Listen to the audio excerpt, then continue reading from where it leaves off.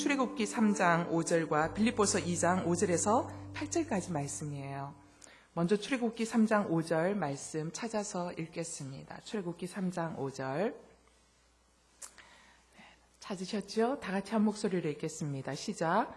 하나님께서 더 이상 가까이 다가오지 마라. 내가 서 있는 곳은 거룩한 땅이니 내 발에서 내 신을 벗으라 라고 말씀하셨습니다. 빌립보서 2장 5절에서 8절까지입니다. 빌립보서 2장 5절에서 8절까지 말씀 다 같이 읽겠습니다. 시작. 여러분 안에 이 마음을 품으십시오. 이것은 그리스도 예수 안에 있던 마음이기도 합니다. 그분은 본래 하나님의 본체셨으나 하나님과 동등됨을 기득권으로 여기지 않으시고 오히려 자신을 비워 종의 형체를 가져 사람의 모양이 되셨습니다. 그리고 그분은 자신을 낮춰 죽기까지 순종하셨으니 곧 십자가에 달려 죽으신 것입니다. 아멘. 내 발에서 신을 벗으라 라는 말씀 제목으로 김영애 권사님께서 귀한 말씀 나누어 주실 때 여러분에게 큰 은혜의 시간이 되기를 바랍니다. 우리 권사님 나오실 때 환영의 박수로 맞이해 주시면 감사하겠습니다.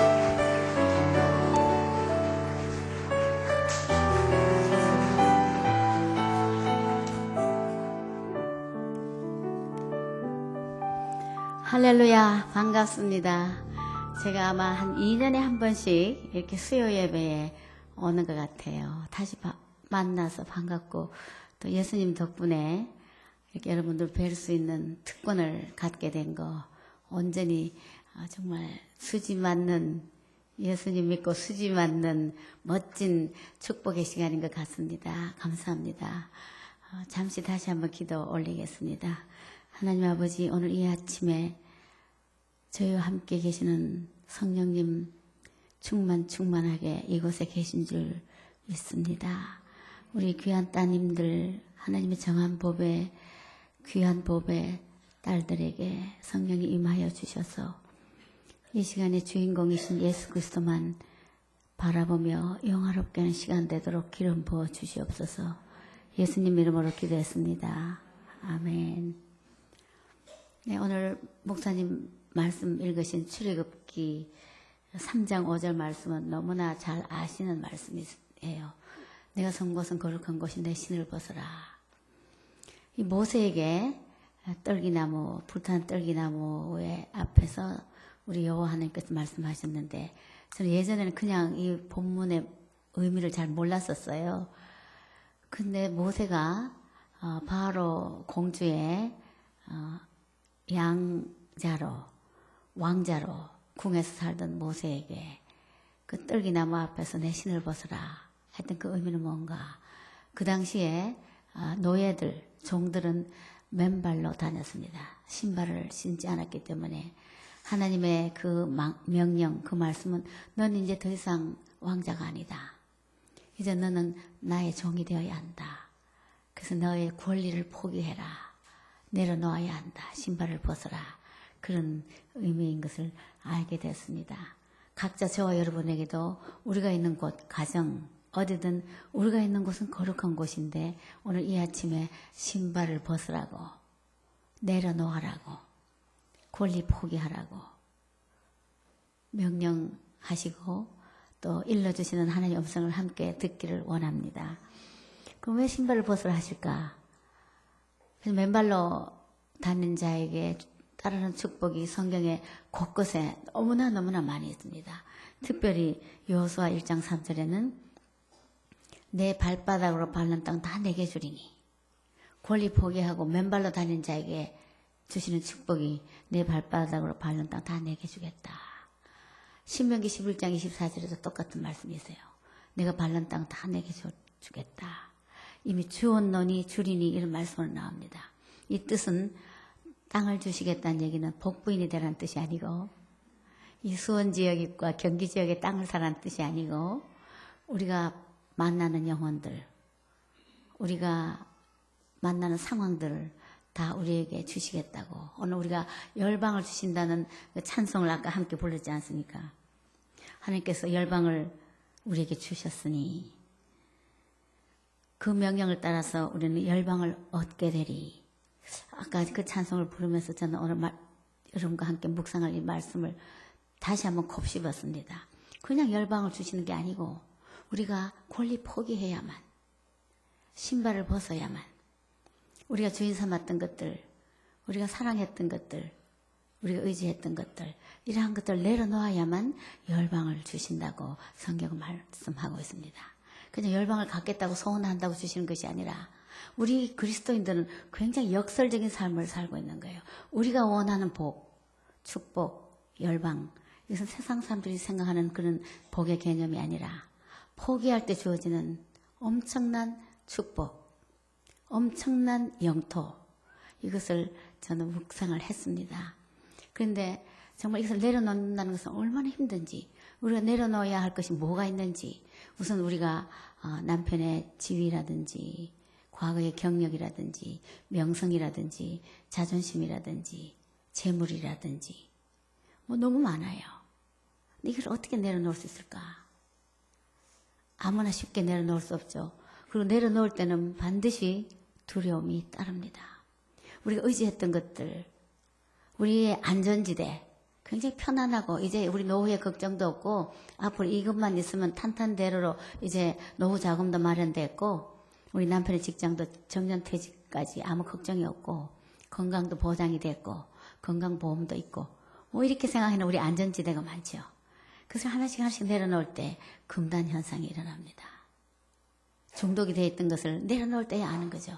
저희는 한동대학에서 한동대 가기 전까지는 이런 모든 것들을 누리고 있었다고 생각을 해요. 그럼 누린다고 또 생각을 못했고, 그럼 한동대학에 가서 이거 하나씩 내려놓는 사건들을 만나면서 저도 모르게 굉장히 중독이 많이 됐구나 하는 것을 실제 시험지를 받아보니까 형편없는 저의 실력이 드러나는 것을 저는 경험을 했습니다. 얼마나 많이 내려놔야 할 수간들이 많았는지. 저보고 가끔 사람들이 물어요.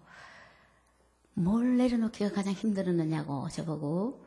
그럴 때 제가 가만히 생각을 해봤어요. 물론 다 어렵죠. 그러나 궁극적으로 따져봤을 때 제 자신을 내려놓는 게 너무 힘들었어요. 제 자신에 대한 자기 연민. 나 예수 잘못 믿은 것 아닌가? 이거 내가 너무 순진하게 예수 믿은 것 아닌가? 개교하기 전에 재단 기업이 사고가 나서 문을 닫게 되고 엄청난 빚을 가지고 한동대 개교해야만 하는 그런 위험천만한 상황을 만났을 때 그대로 진행한다는 것은 이것은 상식적으로 있을 수 없는 일이었습니다. 그런데 우리가 믿음 있고 잘나서 진행을 한 것이 아니라 그렇게 하시는 하나님이 계셨어요. 번지 점프 할 수밖에 없는 상황으로 몰고 가셨어요. 그래서 저는 이번에 구름기둥 그 책에 위험부담 수락이 아니라 위험부담 받아들임이라고 썼습니다. 제가 수락할 겨를도 없이 무조건 받아들일 수밖에 없는 상황으로 몰고 가시면서 개교를 하게 됐고, 개교하고부터 이제 우리의 신발을 벗기는 사건들이 하나님께서 허락하시는데, 늘 저는 얘기합니다만 가난, 돈이 없다는 것이 굉장히 자존심 상하고 정말 너무너무 돈이 없어서 눈만 뜨면 돈 걱정이었기 때문에 저희 남편 김영길 장로는 처음에는 이렇게 얘기했어요. 여보, 돈 없는 게 축복이요. 똑똑한 학생들, 훌륭한 교수님들, 좋은 교육 프로그램, 여기 돈까지 있어보. 우리 하나님 의지하는가? 돈이 없어야지 하나님 의지하지. 그 돈 없는 게 축복이요. 그렇게 얘기했어요. 그래서 돈이 너무 없을 때 제가 제발 그 얘기 좀 그만하시라고. 맨날 돈 없는 게 축복이라는 게 돈이 없지 않느냐고. 그리고 새벽에 맨날 서재에서 혼자 큐티 할 때 한 찬송가를 계속 몇 달씩 똑같이 부르는데 그 찬송은 천부의 의지 없어서 손들고 옵니다. 이 찬송을 계속 부르는 거예요. 처음에는 은혜스러웠는데 나중에는 이 찬송이 너무나 처절하고 너무 비참해서 맨날 천부의 없어서 손들고 옵니다. 근데 어느 날 이 찬송 가사가 잘못됐다고 저보고 얘기하는 거예요. 주 나를 박대하시면 나 어디 가리까? 이것은 잘못됐다. 내가 찬송 가사를 개사했으니까 한번 들어보시오. 거기 보면은 우리 주님은 내게 오는 자를 한 사람도 내어 쫓지 않고 끝까지 사랑한다 하셨기 때문에 주 나를 사랑하시니 참 감사합니다. 이렇게 가사를 바꾼 거예요. 성부, 성자, 성령 삼위일체로 그 독생자 예수 주께서 영죽을 영혼을 보혈로 구해주시니 그 사랑 한없네. 3절은 나 성령 의지함으로 큰 권능 받아서 주 앞에 구한 모든 것을 얻겠습니다. 이렇게 그것을 지난 19년 동안 지금도 여전히 한동의 재임 기간 동안에 불렀던 찬송인데, 그런데 축복이라고 하던 남편의 입에서 어느 날 이런 얘기했습니다. 야, 대학 가면서 돈이 이렇게 없다니, 이렇게 없는 것이 더 큰 기적이다. 이거 말이 됩니까? 그리고 제가 가끔 서울에 올라오면은 제 눈에는 사람들이 전부 돈으로 보이기 시작했어요. 저 사람들은 돈 걱정이 없는가? 저 사람 얼굴들 보면 다 괜찮은데 우리만 이렇게 돈이 없는가? 이렇게 돈이 없다는 것에 대한 이 처절함. 그래서 자존심 상하는 일들이 얼마나 많았는지. 한 번은 저희가 어느 분의 소개로 그때 IMF 경제위기 때 은행 이자가 12%, 13%였고 제2금융권이 23%, 24%였었어요. 근데 저희는 제2금융권에도 돈을 빌릴 수 없을 만큼 모든 길이 다 막혀 있었어요. 그때 어떤 분이 소개로 은행 이자보다는 좀 높고 제2금융권 무슨 신용금고 이런 데보다는 조금 낮은 돈으로 돈을 빌려주시는 분을 소개를 해주셔서 제가 돈을 빌렸어요. 그 이자를 꼬박꼬박 물론 학교에서 물었죠. 그런데 이제 원금을 상환할 날을 훌쩍 넘겨버렸어요. 그래서 남편이 김정길 장로가 집에 오면 야, 나 그분 전화 오면 제일 겁난다. 너무 무서워. 가슴 철렁철렁 내려낸다. 맨날 이제 빚 독촉을 받으니까요. 저도 뭐 어떻게 할 수가 없는 상황 속에 참 슬프고, 저는 또 좋아했던 찬송 뭔지 아세요? 멀리 갔더니 슬프고 또 외로워 정처 없이 다니니, 이 찬송 저도 모르게 자꾸 그게 나오는 거예요. 저희 남편 김영길 장로 지난 이제 한 달 반 전에 퇴임하고 제가 양재 공동체 권사회에 가면서 어머, 나한테도 이런 날이 있네. 홈커밍. 제가 임기 마치고 돌아왔습니다 하면서 권사 스쿨에도 가고 뭐 20년 동안 안 해본 거 다 해보고 지금 있어요. 얼마나 행복한지. 근데 제가 그때는 저한테는 그런 날이 오리라 생각을 하지 못했고 너무 슬프고 힘들었고, 근데 어느 날 그 돈 빌려주신 그분이 관여하는 선교단체에서 저보고 간증을 해달라고 부탁이 왔어요. 그래서 제가 포항에서 올라오면서 잘 됐다. 우리 학교가 광야학교에 이 학교의 필수 과목이 가난과 핍박인데 그 이야기를 하면은 우리 빚독촉을 조금 누구를 떨어주셨겠지. 이 엉뚱한 생각을 가지고 이 복음을 전한다는 생각보다는 빚독촉에 좀 모면해 보려는 이런 숨은 동기를 가지고 이제 그 말씀을 전했어요. 그러고 나서 이제 중간에 쉬는 시간에 하루 종일 하는 세미나였는데 쉬는 시간에 저는 오늘 우리 학교가 너무나 가난한 걸 얘기했기 때문에 이분이 좀 이해를 하셨겠지 하고 제가 복도에서 만나서 반갑게 인사를 했더니 뭐 다짜고짜로 저를 보고 왜 한동대 돈을 안 갚느냐고 막 다그치는 거예요. 그냥 깜짝 놀래가지고 저 돈을 갚을 겁니다. 지금은 형편이 어렵지만 꼭 갚을 거예요. 그랬더니 그 테이블 가운데 두고 저와 그분이 마주 앉았고 양옆에 목사님, 강사 목사님 두 분이 앉아 계시는데 뭐 아랑곳 없이 저를 다그치면서 한 통에 돈 안 갚는다고 그러면서 비난을 하기 시작하는데 저도 모르게 가슴이 떨리면서 부끄럽고 속상하고 창피하고 어떻게 할 수가 없네요. 근데 저도 모르게 눈물이 막 나기 시작하는 거예요. 그래서 이 눈물을 보이면 이분이 또 곤란해 할까봐 이 눈물을 안 보이려고 계속 안경을 올리는 척 하면서 이제 눈물을 닦으면서 너무 죄송합니다. 미안합니다. 갚을 겁니다. 근데 제가 또 한편은 막 오기가 생기는 거예요. 아니, 내가 빌린 것도 아니고 학교에서 빌린 건데 왜 나보고 난 총장의 아내라는 것밖에 그런 죄가 없네. 왜 나보고 돈을 달라 하지? 막 이런 복합적인 마음에 눈물은 쏟아지고 그리고 옆에 앉아 이 목사님이 이분 뒤로 가시더니 저보고 그 개의치 하지 말라는 사인으로 막 이렇게 하는데 제가 또 정신이 하나도 없는 거예요. 그분은 저를 위로하려고 막 사인을 하고 있고 이분은 계속해서 저를 다그치고 그러다가 이분은 자리를 뜨셨고 목사님 가셨고 이 한 목사님이 오른쪽에 앉아 계시는 목사님이 제 손을 잡더니 하나님 이 여종을 위로해 주시옵소서 위로해 주시옵소서 그 말만 계속 반복하는데 제가 막 눈물이 사람들은 계속 왔다 갔다 하니까 그냥 참으면서 그냥 그 순간 이제 울음을 참고 예배당으로 들어왔죠. 그래서 이 목사님 설교 말씀이 이제 계속이 되고 끝나면 이분과 같이 이제 서울로 같은 차를 타고 오기 때문에 제가 뒤에 앉았는데 그때 찬송이 내 이름 아시죠? 내 흐르는 눈물 그가 닦아주셨죠. 아바라 부를 때 그가 들으시죠. 그는 내 아버지, 난 그의 자녀. 그 찬송을 계속 하는데 저는 그 찬송 가사가 가슴에 얼마나 은혜로 다가오는지 제가 막 그냥 마음 놓고 울기 시작했어요. 사람들은 저를 보고 은혜 받고 오는 줄 알겠지만 저는 은혜보다도 제 서러움에 아까 참았던 눈물이 얼마나 쏟아지는지. 그리고 집에 와서 포항으로 전화를 했습니다. 남편에게 여보, 여기 서울에 있는 우리 이 집, 저희는 미국에서 귀국해서 유일하게 지금 30년째 살고 있는 집이 있어요. 제가 이 집을 팔자고, 이 집을 팔아서 그 빚을 갚자고.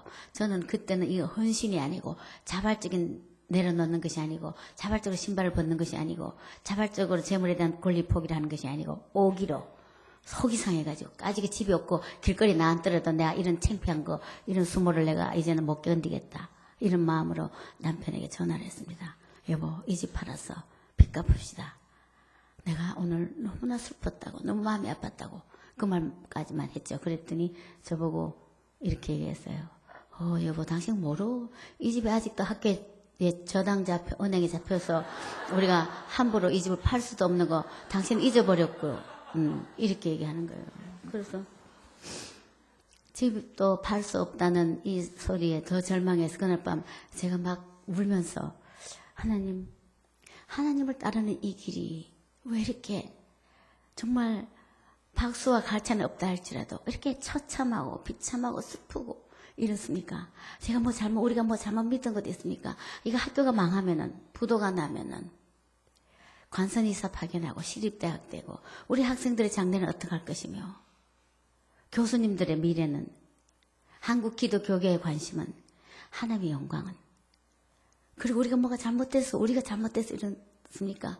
하고 막 울면서, 그러다가 하나님 앞에 삐졌습니다. 제가 너무 섭섭하다고 그런 막 토로를 했어요. 저는요 시편 3편을 굉장히 좋아합니다. 하나님이여 하나님이여 나의 대적이 어찌 그리 많은지요. 일어나 나를 치려하는 자가 많소이다. 천만인이 나를 둘러치려 하나이다. 그러나 주의 성산에서 내가 주께 부르짖으니 주께서 내 머리를 드셨나이다. 내가 안고 깨었으니 주께서 나를 붙드심이니이다. 전 특히 3장 10편 3편 그 5절을 좋아합니다. 내가 누워자고 깨었으니 나를 붙드시니라. 저와 여러분을 붙드시는 분이 하나님이신 것을 기억하시기 바랍니다. 우리가 어떤 어려움에도 우리가 권리 포기해야 할 순간에 우리는 못하지만은 그렇게 하게 하시는 하나님. 왜 그렇게 하시느냐? 이유가 있어요.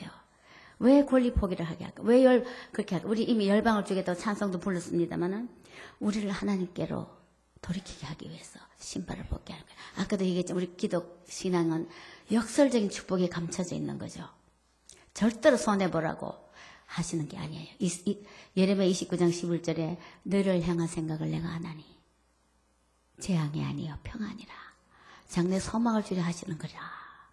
그러나 이 재앙, 환난, 고난, 신발 벗기는 이 사건은 있어야만 우리가 주인 삼았던 것을 내려놓기 때문에 우리가 의지했던 것을 내려놓기 때문에 우리가 자랑했던 것을 내려놓기 때문에 누구나 고난의 틀, 고난의 길을 걷게 마련이에요. 우리 그리스도인들은.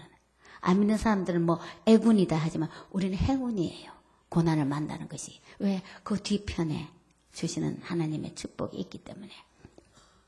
그래서 하나님께서 우리를 하나님의 사람으로 빚기 위해서 하나님의 형상을 담게 하기 위해서 저와 여러분이 잘 아시지 않습니까? 어떤 원석도 그냥 보석이 되지 않고 계속 빚어내야만 됐듯이 깎아내야만 되듯이 우리로 하여금 그 여러 가지 과정 속에 신을 벗는 과정이 들어가 있는 거죠. 신을 벗는 것, 고난의 길 다 같은 얘기예요.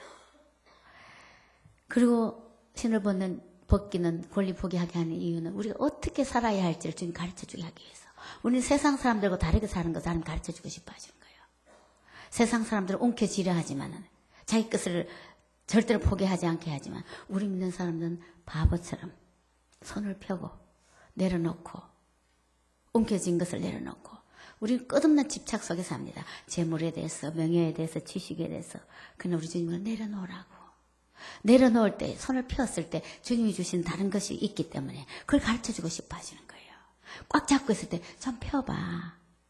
좀 펴봐.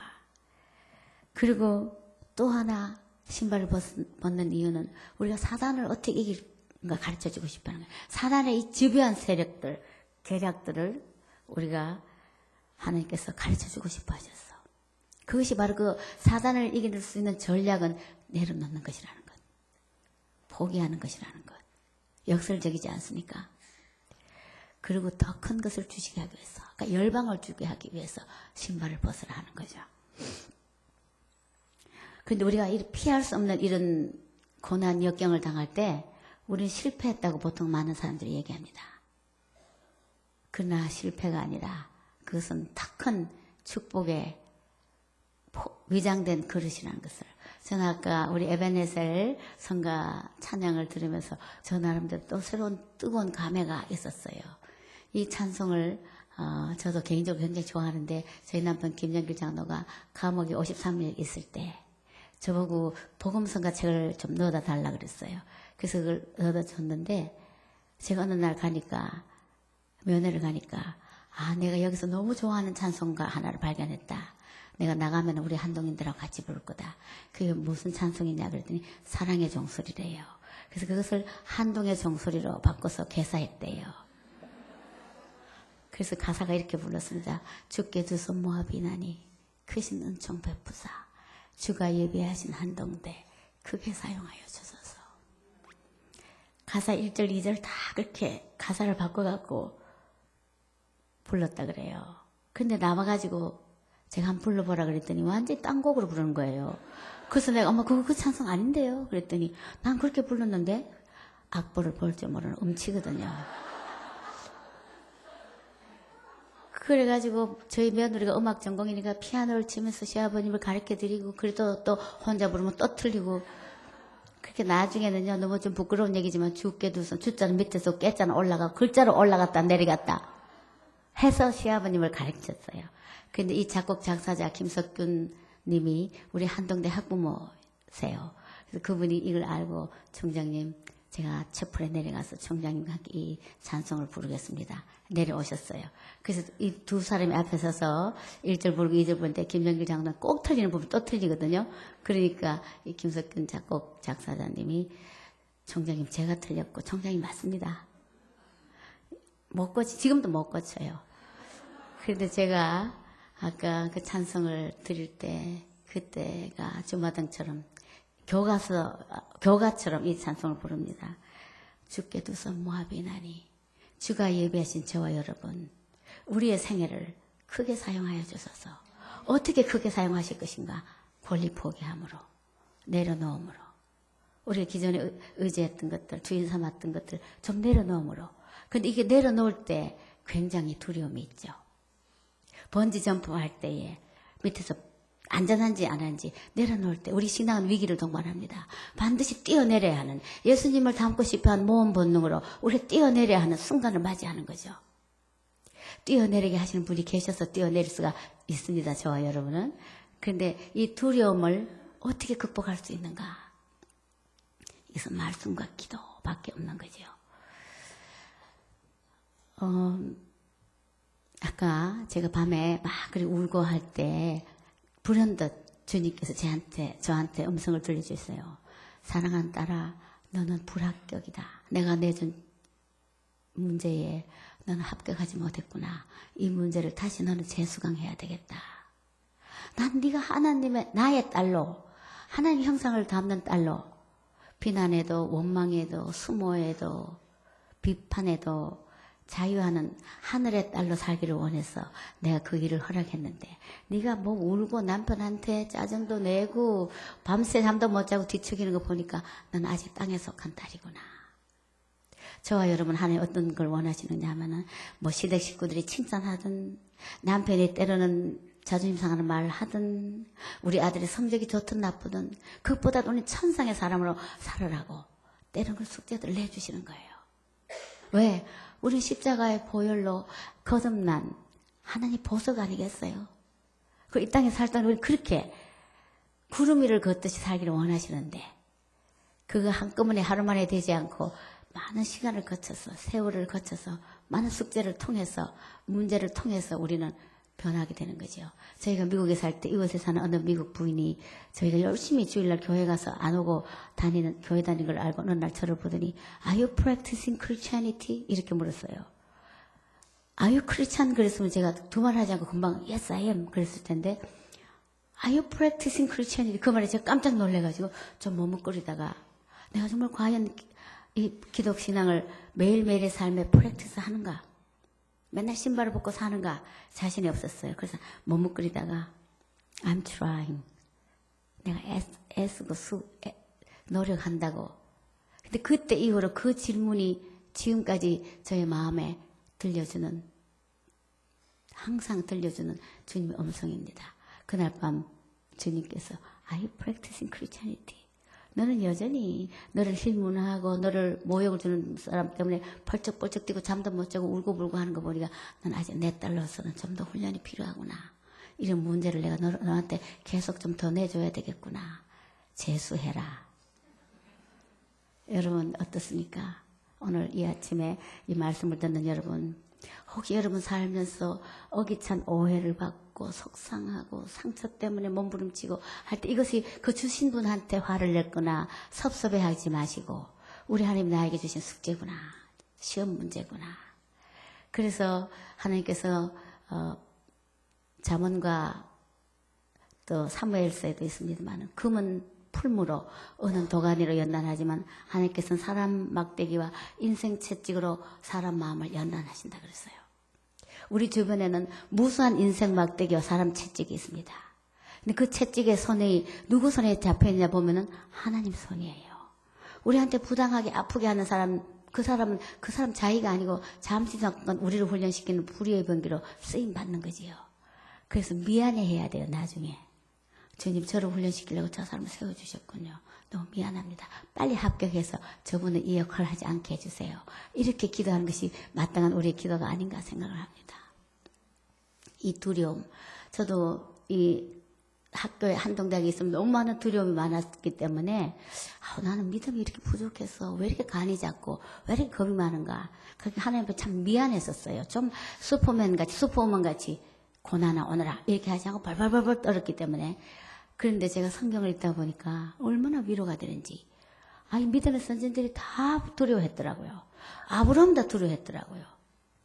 저는 아브라함이 믿음의 조상이기 때문에 그분 두려워하는 거 없는 줄 알았거든요. 그런데 어느 날 보니까 아브라함이 두려워했어요. 특히 아브라함 15장, 창세기 15장 1절에 보면은 14장에는 아브라함이 주변에 있는 그 부족들로부터 막 그 외침을 당하다가 그돌라오멜의 전쟁도 끝나고 어쩐지 평화시였었어요.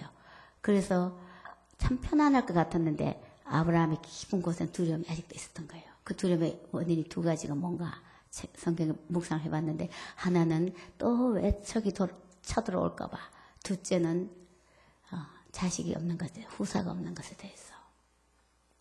저도요, 매일 학교에 무슨 일이 일어났기 때문에, 초창기 때, 거의 매일 일어났기 때문에, 중독이 됐어요. 사건이 일어나는 것에 대해서. 그 남편이 퇴근하면, 여보, 오늘은 무슨 일이 없었나요? 그러면은, 신발 벗으면서 맨날 무슨 일이 그리 일어나겠어? 어머, 오늘은 그냥 어떻게 지나가네, 무사히. 근데 아침 돼서 기도할 때 보면 남편이 자기 아버지한테 다 일러주더라고요. 어제 벌써 별별 일이 다 있었던 걸 기도를 통해서 제가 아는 거예요. 그러니까 이 불길하고 좋지 않은 일이 일어나는 것에 대해서 내가 어느 틈에 중독이 돼가고 하루쯤 조용하면은 오늘 불안하다. 오늘은 무슨 일이 안 일어나네. 그래서 어떤 분들이 저한테 전화 와서 권사님 별일 없으세요? 그러면 예전에는 그런 인사가 예사로 듣고 네, 그 댁도 별일 없으시죠? 그냥 이것이 인사였는데 한동대에서는 별일 없으시죠? 그러면은 있는데. 그래서 제가 있지요. 그러면서 또 며칠 후에는 또 어음이 또 이렇게 돌아오고요. 또 우리 김영길 장도 또 검찰에 조사받으러 가고요. 또 뭐 어쩌고 막 이렇게 얘기하니까 한 번은 전화 끊고 나니까 김영길 장로가 저보고 당신 누군데 그렇게 고조할 미주알 얘기하고. 아니 그분이 별일 없나 그래가지고 별일이 없다 하면 거짓말하는 것 같아서 그걸 얘기했다고. 그랬더니 당신 숫자 확성기 들고 종로에 가서 방송하지 그러. 그래 별일이 없는 것에 대해서 제가 굉장히 중요하다. 아 별일 없이 지나는 거 참 축복이구나. 그게 아브라함을 묵상을 하면서 아브라함도 별일 없는 것에 대해서 어쩐지 불안했구나 나처럼 이런 제가 묵상을 하게 됐어요. 근데 아브라함에게 아브라함아 두려워 말아라. 그 다음에 두려워하지 말라는 대책을 가르쳐 주시는 거예요. 내가 너의 지극히 큰 상급이요 방패다. 아브라함에게 두려움을 없애주는 대책이 나를 바라봐라는 거예요. 내가 너의 지극히 큰 상급이요 방패. 아브라함은 지금 자기 상급이 후사인 거예요. 내가 이만큼 하나님 따르고 갈대아 우르를 떠났으니까 빨리 자식 내놓으시라고. 75세 약속하시지 않으셨느냐고. 지금 10년이 지났다고. 이런 그 바게인하는 보상심리. 여러분 어떻습니까? 신앙생활 하면서 수원 온누리교회 수요예배다 꼬박꼬박 참석하고 순예배다 참석하고 봉사도 한데 하나님 뭐 좀 내놓으십시오. 혹시 그런 보상심리는 없으신지요? 그런데 하나님은 그것은 그냥 제절로 따라오는 거고 나를 바라봐라. 내가 너의 최고의 상급이다. 이보다 더 큰 상급이 없다. The utmost, the highest prize다. 그리고 내가 너의 방패다. 그뿐이겠어요? 성경의 곳곳에 아브라함도 두려워했고 모세도 여호수아도 여러분 아시지 않습니까? 놀라지 말라 두려워 말라. 그 다음 대책이 있어요. 내가 너와 함께하면 이게 대책이에요. 엘리야도 에스겔은 뭐라 그랬어요? 에스겔도 막 두려워하니까 인자야 난 저들 두려워하지 말아라. 내가 너를 가시와 찔려 엉겅퀴 가운데 뒀다. 저들 두려워하지 말아라. 저들은 패역한 족속이다. 그 대책이 뭐냐요? 이 두루마리 말을 먹어라. 네 뱃속에 달 것이다. 대책이에요. 말씀을 저와 여러분 먹어야 돼요. 큐티를 해야 돼요. 신약에 와서도 예수님이 계속 염려하지 말라 그럽니다. 너무 겁 많고 염려 많으니까 여러분 어떻습니까? 저는 그랬거든요. 제가 너무 잘 놀랐어요. 그때 마태복음 6장에 보면 6장 25절 34절에 보면 염려는 단어가 6번 나옵니다. 뭘 먹을까 입을까 마실까 염려하지 말아라. 공중에 나는 새를 봐라. 들의 백합화를 봐라. 그 다음 대책을 가르쳐 주십니다. 6장 33절에 너희는 먼저 그의 나라와 그의 의를 구해라. 다 같은 말이에요. 우리 주님은 오늘도 이 아침에 저와 여러분을 향하여서 세레나데를 불러주십니다. 나 좀 바라봐라. 이사야서 45장 3절 7절 말씀 제가 너무 좋아하는 구절입니다. 내가 흑암 중에 보아와 은밀한 곳에 숨은 재물을 주어서 내가 너를 부른 자 너를 지명하여 부른 자가 나 여호와 이스라엘의 하나님인 줄 알게 하리라. 나밖에 다른 신이 없다. 우리가 너무 많이 신이 있는 거예요. 재물이 우리의 신이요 자식이 우리의 신이요 우리 남편이 너무 많으니까 나밖에 다른 신이 없다. 나 좀 바라봐라. 나는 여호와라. 나는 환난도 평안도 내가 지었고 광명도 흑암도 내가 지었다. 나밖에 다른 신이 없다. 성경을 관통하는 것은 하나님의 사랑이에요. 나 좀 바라봐라. 나 좀 바라봐라. 저는 요한복음을 읽으면서 그 관통하는 하나님의 메시지 세레나데를 듣습니다. 니고데모, 출생을 자랑하는 니고데모. 자기는 사내들인 공회원이고 히브리인 중에 히브리인이고 바리새인 중에 바리새인이고 그런 니고데모에게 우리는 그러잖아요. 아, 내가 어느 대학 출신이고 누구 집 딸이고 누구 집 며느리고 누구 아내고 출생을 지금 자랑해요. 온누리교회 교인이고 그게 중요한 게 아니고 거듭나야 된다.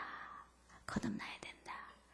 출생을 자랑하는 firstborn 태어난 것을 자랑하는 니고데모에게는 secondborn 네가 거듭나야 된다 가르쳐 주시고 38년 된 병자 그 고질병에 찌들어서 그야말로 절망하는 인생에게 찾아가셔서 네가 낫고자 하느냐 일어나라. 또 남편 5이나 두고도 계속 목말라 하는 남편이 최고의 인생의 가치 기준이요 행복의 기준이요 행복의 척도요 남편만 잘 만나면 수집 맞겠다고 생각하는 이 한 여인 그 여인에게는 다가가셔서 네 남편 불러오너라. 남편이 없는데요. 오늘 저와 여러분에게 신발 벗는 것 같은 통하는 얘기예요. 내 남편 불러오느라. 우리 남편은 뭡니까? 우리가 최고로 행복의 가치 기준이고 척도로 생각하는 것이 우리 남편이에요. 그것 때문에 예수 그리스도를 만나지 못하는 거예요. 주님이 주신 자유함이 없는 거죠. 내 남편 불러오느라. 남편이 없습니다. 그래 네 말이 맞다. 이 여인에게 내가 그러라. 얼마나 사랑의 세레나데를 불러주고 싶어 하시는지. 그뿐이겠어요.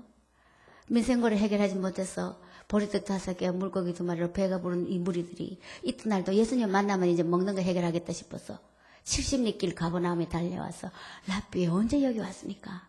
그래서 주님 뭐라 그랬습니까? 너희가 나를 찾는 까닭은 떡을 먹고 배부른 까닭이구나.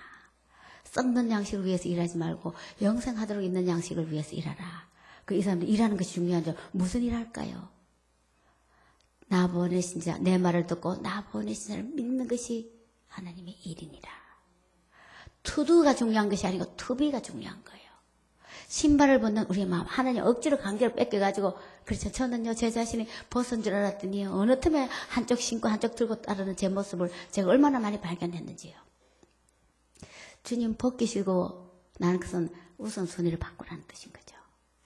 근데 우선순위 아직도 움켜잡고 있을 때, 이 움켜잡을 때, 움켜잡은 것을 내려놨을 때, 자기한테 정체감을 줬던 것을 내려놓을 때 우리는 애통하게 됩니다. 울게 되는 거죠. 그래서 애통하는 자는 복이 있나니. 우리가 이제 더 이상 주인 삼았던 것, 우리 찬송 얼마나 잘 부릅니까? 이제 주인 삼았던 것 내려놓고 내 주 대신 주 앞에 나와. 그 찬송 다른 말로 신바 벗고 내 주 앞에 나와. 권리 포기하고 내 주 앞에 나와. 이런 가사로 제겐 들려지는 거예요. 그뿐이겠어요? 내가 생명의 떡이다. 가르쳐 주시는 거예요. 내가 생명의 떡이다. 저는 떡이라는 말을 대신에 우리나라 성경에는 내가 생명의 밥이다 이랬으면 좋겠어요. 우리의 주식이 밥이었죠, 과거까지. 지금은 뭐 빵도 되니까 내가 생명의 빵이다. 육체가 빵을 요구하듯이 우리 영혼에는 예수 그리스도가 그분이 계셔야 된다는 거예요. 목말라 하는 무리들에게 내가 생수다. 목자들에게 내가 선한 목자다. 진리에 목말라 하는 가늠한다 현장에 잡힌 여인에게 진리를 알지니 진리가 너를 자유케 하리라. 내가 진리다.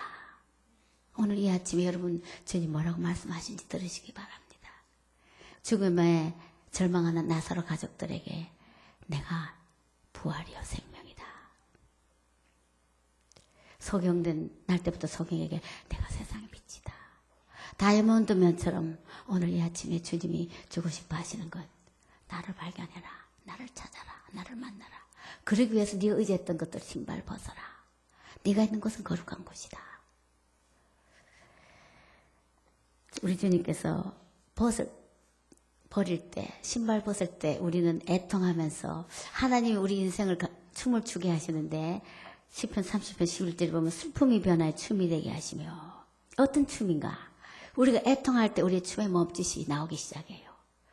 하나님이 가르쳐 주신 안무는 슬픔 가운데, 고난 가운데 춤의 첫 스텝을 딛게 하십니다.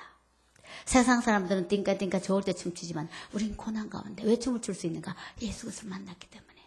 그분이 우리 보석인 걸 만났기 때문에. 고난의 저편에 주님을 만났기 때문에. 그분이 살아계신 걸 경험했기 때문에. 그가 나의 아버지이기 때문에. 그가 나의 눈물을 닦아주셨기 때문에. 그가 내가 아빠라고 부를 때 그가 들으셨기 때문에. 이제 겁나는 게 없는 강큰 여자가 돼가는 거죠. 온 세상이 나의 춤판이 돼가는 거죠. 여러분, 우리 그렇게 살고 싶지 않으세요? 우리 인생의 삶이. 그래서 피할 수 없는 상실을 우리가 내려놓게 되고 실패한 것이 아니라 엄청난 것을, 온 세상을 유업으로 받는 놀라운 축복을 우리는 경험하게 됩니다. 제가 이 갈대상자 원고를 쓰다가 한번 제가 내려놓지 못했던 거, 신발 벗지 못했던 부분이 또 생각이 나네요. 그때 너무 힘들 때였기 때문에 자판에서 글 쓰면서 큐티하면서 울면서 제 스스로 감동이 돼서 울면서 막 쓰고 있다가 전화벨이 울려갖고 거실에 뛰어와서 전화를 한참 받다가 글 쓰다가 왔지 하고, 하나님께서 지난 세월을 사람들하고 교류하거나 뭐 사교 모임을 하거나 이런 게 없이 완전히 덫에 갖추듯이 오로지 호흡 있는 왕이나 방백이나 인생을 의지하지 않게 하시고 말씀만 붙들도록 저보고 권사님 어떻게 성경 말씀을 많이 외우시고 그렇게 뭐 하세요? 이러면 no way out, 출구가 없어서 여기밖에 길이 없기 때문에. 그리고 이 말씀 읽고 쓰고 막 하는데 그때는 제 감정에 막 취해서. 그래서 쓰다가 전화 받고 와서 보니까 화면에 글이 안 나타나는 거예요. 뭐 클릭을 하고 알터 눌리고 컨트롤 눌리고 안 되는 거예요. 학교로 전화해서 전문가에게 이렇게 됐는데 이거 어떻게 살릴 수 있을까요? 사모님 혹시 저장하셨나요? 저장을 안 한 것 같아요. 그럼 어떤 전문가라도 그건 안 됩니다. 날라간 겁니다. 뭐 오전 내내 썼는데 너무 아까운 거예요. 그래서 제가 이제는 하나님 하시겠지. 자판기에 앉아 손을 얹고 하나님 이거 살려주세요. 컴퓨터보다 더 능하신 하나님 이거 살려주세요. 제가 또 어떻게 쓰겠어요. 그때 제 마음 가운데 들려오는 음성이 사랑하는 딸아 내가 날려버렸다. 네가 네 서러움이 너무 커서 네가 나를 드러내야 되는데 네 서러움이 너무 커서 그 내가 원치 않는 거란다. 그래서 내가 날려버렸다. 아 주님 그렇군요. 맞아요. 죄송해요. 너무 미안해요. 아직도 우린 자기 연민에 스스로 때는 내가 왜 꼴이 됐지. 나 너무 불쌍하다.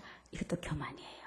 종이 신발 벗은 종이 무슨 상대를 시킨 대로 해야지. 내가 언제 이렇게 종이 됐지. 너무 불쌍해. 이건 종이 아닌 거죠. 그래서 제가 그 날린 기억을 유쾌하게 기억하면서 그 이후로 글 쓸 때마다 주님 저라는 프리즘으로 허락하시지만은 제 감정이 주인이 되지 않고 저 자신이 주인이 되지 않고 오로지 주님이 드러나기를 원합니다. 여호와께 가까이 하며 내게 보기라. 내가 그를 나의 피난처로 삼아 주께서 내게 행하신 모든 일들을 내가 기록하리로다. 증거하리로다. 선포하리로다. 이게 저와 여러분 어제 저만의 간증이 있어요. 여러분 다 한 번 간증이 있을 거예요. 여러분 다 한 번 고백이 있을 거예요. 저는 지금 1974년에 예수 그리스도를 인격적으로 만나고 구원의 확신을 갖고 그러고 나서 이 주님이 얼마나 좋았던지 정말 자다 깨다가도 빨떡빨떡 일어나고 여전히 그 주님이 좋습니다. 그 좋은 비결은 이 말씀을 계속 묵상했기 때문에 성경을 읽을 때마다 그 주님이 또렷이 저한테 세레나데를 불러주신 것을 제가 느끼면서 다니엘도 권리 포기했더라고요. 왕의 상의 진미를 포기했고 뭐 믿음의 선진들이 다윗도 다 포기했어요. 이 역설적인 진리 오늘 이 아침 저와 여러분에 가르쳐 주십니다. 우리 크리스찬이티는 기독신앙은 먼저 신발을 벗어야 된다는 것. 내려놓아야 된다는 것. 움켜잡은 것을 내려놓을 때 너무나 기가 막힌 풍성한 그 최고의 본을 보여주신 분이 예수 그리스도. 오늘 본문 읽으신 빌립보서 2장 5절에서 11절 말씀. 고난의 한가운데 만나는 예수 그리스도. 그는 근본 하나님의 본체시지만 하나님 자체이시지만 우리를 구원하시기 위해서 우리를 보혈로 속량하기 위해서 우리를 구해내기 위해서 첫 번째 아담 때문에 우리가 죄의 종이 되었고 죽음의 빚을 갖고 있는 우리들에게 두 번째 아담이신 예수님이 십자가에서 완전한 인간으로 죄 없으신 분으로 양이나 염소나 송아지의 피가 아닌 구원의 조건을 갖추신 성모 마리아의 몸을 빌어서 요셉의 씨가 아닌 그 완전한 인간으로 오셔서 세상 죄를 지고 가는 어린 양으로 오셔서 마지막 돌아가실 때 이제 고난주간에 다 이루었다. 7마디 말씀 중에 한마디는 다 지불했다는 뜻입니다. 경제학적 용어로. 우리가 아파트 살 때 계약금 내고 중도금 여러 번 내고 마지막 다 지불했을 때 내 것으로 이전하듯이 우리 예수님을 믿기만 하면은 사망에서 생명으로 옮기고 영생을 얻는 우리 호적이 옮겨지는 그러고 난 뒤로 우리에게는 주님께서 너는 나의 딸이다. 그리고 나의 종이다. 신발을 벗어라. 네가 있는 곳은 거룩한 곳이다. 너의 가정이 거룩한 곳이다. 너희 남편에게 너무 억울한 소리 듣더라도 우리 어머니가 끓여준 된장은 훨씬 맛있는데 당신은 맨날 이 맛밖에 못 내. 그럼 된장 냄비 확 쏟아버리고 싶죠. 그래도 권리 포기하고 여보 내 좀 더 배울게요. 이렇게 얘기하는 하고 싶은 얘기 해도 꾹 참는 그럴 때 남편이 변화되기 시작하는 거죠. 저는 갓 결혼해서 제가 막 한 번씩 막 예수님 영접하기 전이었어요. 막 애는 자꾸 나와서 둘 나와가지고 기저귀 갈고 설거지하고 올병 소지하고 막 저 자신이라는 건 존재가 없어진 것 같고 내가 왜 미국에 있는 얼굴도 한번 남자한테 결혼해가지고 나무꾼과 선녀처럼 집에도 못 가고 옷이 뺏긴 것처럼 한국의 부모님도 못 보고 막 한 번씩 신경질이 나니까요. 저도 모르게 컨트롤이 안 되는 거예요. 그래 어느 날 남편이 우리 누나는 예수님 안 믿어도 당신처럼 신경질 안 되는데 당신 예수 믿는다고 나를 교회까지 데려다 놓고 왜 이렇게 당신 신경질만 그 소리에 제가 정신이 번쩍 들면서 소스라치게 놀라면서 제 자신에 대한 자기 자신에 대한 실증 나는 왜 이 꼴밖에 안 되지 이 모습밖에 안 되지. 그래서 주님 앞에 제가 기도했습니다. 주님 난 주님의 성품 담고 싶은데요. 근데 이것이 얼마나 힘드는지 그래서 형상을 담는 게 얼마나 힘드는지 그 형상을 담기까지는 내려놓는 작업 고난이라는 풀물을 통해서 하나씩 그래서 우리의 인격이 과수원으로 변해갑니다. 열매로 맺어져 가는 거죠. 그래서 그리스도의 인격은 저는 성령의 열매는 광고다 이렇게 붙입니다. 저와 여러분은 예수님을 증거하는 광고물이에요. 우리의 삶이 최고의 포장지가 돼서 예수님을 판매하는 거죠. 저 사람 보니까 예수 믿고 싶다. 난 저 사람 보니까 교회 가고 싶다. 우리가 무언으로 판매하고 광고해야 되지 않겠습니까? 그 첫 번째 스텝은 내려놓을 때, 권리를 포기할 때, 나의 하고 싶은 이야기를 다 하도 꼭 참고 예수님을 생각하면 참을 때, 그때 우리는 가정에서 아름다운 열매가 맺히지를 생각합니다. 이제 말씀을 마치면서 우리가 끝없이 힘든 상황 속에서도 내려놓게 하시는 계셨기 때문에 절대로 우리 자신에게는 믿음이 없는 것. 믿음은 하나님의 선물입니다. 그때 저와 여러분을 포기하지 아니하시고 우리를 기어코 그 발걸음을 움직이게 하신 그 하나님. 그래서 우리 계시록 4장에 24장로들이 어린 양 발 앞에 면류관을 벗어던지면서 찬양을 합니다. 우리 이 땅에서 받았던 생명의 면류관, 의의 면류관은 내 것이 아니고 성령 하나님이 그렇게 살게 하셨기 때문에 이 면류관은 마땅히 예수님이 받으셔야 되기 때문에 그래서 저는 가끔 상상을 합니다. 주님, 제가 천국에 가서 저의 면류관을 주님 발 앞에 올려드릴 것을 상상하면서 얼마나 설레는지 몰라요. 여러분 그 상상하시면서 이 땅에서 많이 포기하시고 많이 내려놓으셔서 열방을 여러분 것으로 하시기 바랍니다. 기도하겠습니다. 하나님 아버지, 오늘